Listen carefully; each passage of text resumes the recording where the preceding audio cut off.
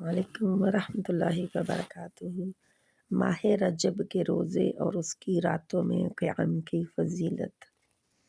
ماہ رجب کی اتنی عمومی فضیلت ثابت ہے کہ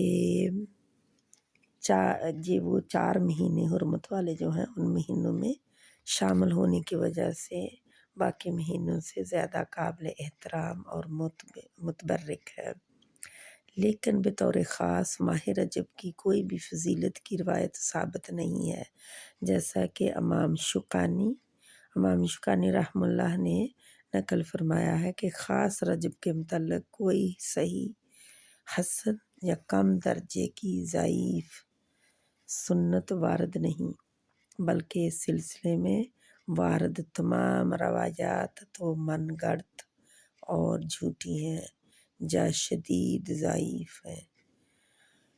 دوسرا، شیخ الاسلام امام ابن تیمیہ رحمہ اللہ نے فرمایا بطور خاص رجب کے روزے رکھنے کے متعلق تمام احادیث ضعیف ہیں، بلکہ موزون یعنی من گڑت ہیں۔ اہل علم ان میں سے کسی پر بھی اعتماد نہیں کرتے۔ مجموع الفتاوی جن کے دیا گیا ہے آپ کے لیے ریفرنس بھی، کہ پھر اور بھی رائے ہیں۔ شیخ الاسلام ثانی امام ابن قیم رحمہ اللہ نے فرمایا کہ رجب کے روزے اور اس کی راتوں میں قیام کے متعلق جتنی بھی احادیث بیان کی جاتی ہیں وہ تمام جھوٹ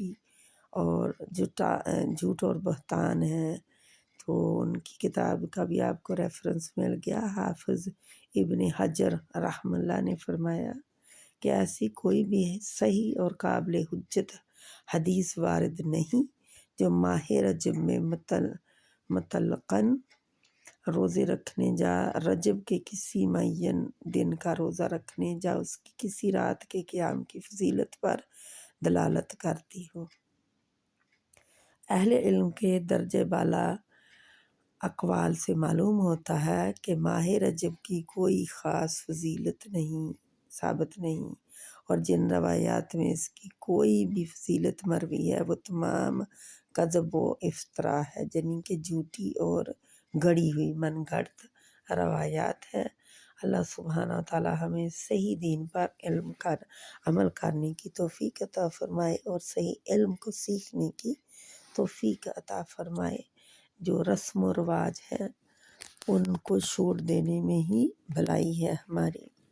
غلط رسم و رواج جو ہیں، جو اسلام سے ٹکراتے ہیں، جو اللہ کے نبی صلی اللہ علیہ وسلم کے حکموں اور سنتوں اور حدیثوں سے ٹکراتے ہیں اور اللہ کے قرآن کی آیات سے ٹکراتے ہیں، ان کو چھوڑنے میں ہماری بھلائی ہے۔